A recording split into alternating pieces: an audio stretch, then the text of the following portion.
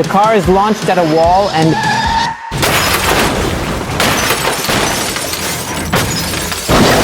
it crumples. And check out this dummy. How much do you think one of these would set you back? Shall I aim high? 10,000 euros? Up to €1,000,000, yes! Welcome to a brand new exciting episode of Figo, non lo sapevo! As you've probably figured out, today we're talking about crash tests. Ciao ragazzi, this video was written and filmed in Italian by our team of scientists, storytellers and video makers, manually translated into English, but dubbed with artificial intelligence. Long live culture, and let's go back to the video. First of all, you need to know that by law, every car manufacturer is required to perform detailed crash tests on their vehicles to establish how safe they are. There are a number of external entities that deal with it. And of course, all companies have their own methods and their safely guarded trade secrets. However, we can explain in general way how they work by taking the Euro NCAP ones as a reference, which is the European organization that certifies car safety, by giving each car a rating of 0 to 5 stars. There are two large families of crash tests, frontal and side crashes, and now Steve will explain them to you. In frontal crash tests, the car essentially hits an obstacle like a wall, for example, head-on. This is actually a really important test, precisely because, unfortunately, head-on collisions are definitely one of the types of crashes that cause the most fatalities. The car is deliberately crashed into a wall at a speed of 50 kilometers per hour to observe how the energy of the impact is dissipated. Anyway, it's incredible. They get destroyed even at 50 kilometers per hour. Oh yeah, it's absolutely crazy, and that's precisely why, even if 50 kilometers per hour might seem like nothing to us, it's really important for us to respect speed limits.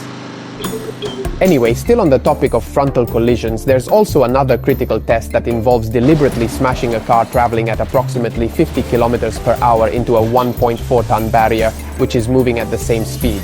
In this case, the obstacle doesn't hit the car right in the middle, but it's off-center, as would be the case, for example, if two vehicles collided during a reckless overtaking maneuver. The other large family of crash tests concerns side impacts. In the first type of side impact test, a barrier moving at 60 kilometers per hour slams into the side of a parked car, while in the second, a car traveling at a speed of 32 kilometers per hour crashes directly into a pole. In both cases, the tests serve to ensure that critical body parts like the chest and head are protected. It is thanks to these tests that, over time, the area between the doors has been reinforced, and side airbags, which were not present before, have been added. Speaking of which, airbags are a huge topic. If you like, we could make a separate video about them. But first, this video needs to get 50,000 likes. If we hit that, we'll make the video. So, to find out how my car rates on the safety scale, what do I need to do? Actually, it's simple. All you need to do is go to the Euro NCAP website, look up the make and model of your car, and you'll find its rating. Not just its rating, actually, but also the crash test videos themselves. And this is really useful, especially if you need to buy a new car.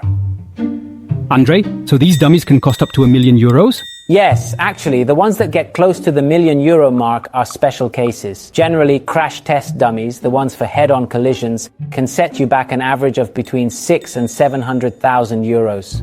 The side impact ones instead cost between 300,000 and 400,000 euros. I mean, seriously, they're prices you wouldn't even get close to imagining. They cost so much because inside there's this network of super high-tech sensors that measure all the forces and all the physical parameters that in a real crash could break bones and cause soft tissue injuries. Like I was saying earlier, prices for top-of-the-range models can effectively reach stratospheric levels, close to €1,000,000. Although there are also more basic versions whose prices run in the tens of thousands of euros, or up to a couple of 100,000 euros. So, the price of the dummies changes based on how many sensors they have? Kind of, but there are different kinds of dummies, and they actually vary in terms of the sex they represent. In fact, the leading brand's male dummy weighs 76.6 kilograms and is 175 centimeters tall, while the female one weighs 47.3 kilograms and is 151 centimeters tall. And this is what's really interesting. It's a matter that's clearly not about discrimination, but more about the technical side of things. It's not really only about males and females, but more about short bodies versus tall bodies. Why? I'll explain it to you. Statistically, females are on average shorter than males. So that's why there's this distinction between males and females. So basically, the more similar your body's parameters, your height and weight, are to those of a dummy, the better your chances are of holding up in a crash. So, essentially, a female dummy has been included simply for a question of body proportions at a statistical level. For instance, a man who is 150 centimeters tall and weighs 55 kilos does not have the same build as a male dummy, so his risk goes up too. Hey Steve, you're an expert in crazy stuff, right? I heard that they do crash tests on dogs too, but is it true? Yes, it's true, because in fact, when it's time to go somewhere with the dog, you've definitely seen it. People just put their dogs in the back seat without taking any special precautions, or maybe you've even done the same thing yourself. Just so you know, this really isn't the right way to do things. In fact, there are special harnesses designed to let you securely strap your four-legged friend to the seat, ensuring they don't get hurt if you're involved in an accident. Then, of course, there are other ways to safely transport animals, but I think this really has a visual impact and shows us how important road safety is for them as well. Great, guys. Thanks so much for sticking with us till the end. See you again soon right here on Geopop Everyday Science. Bye.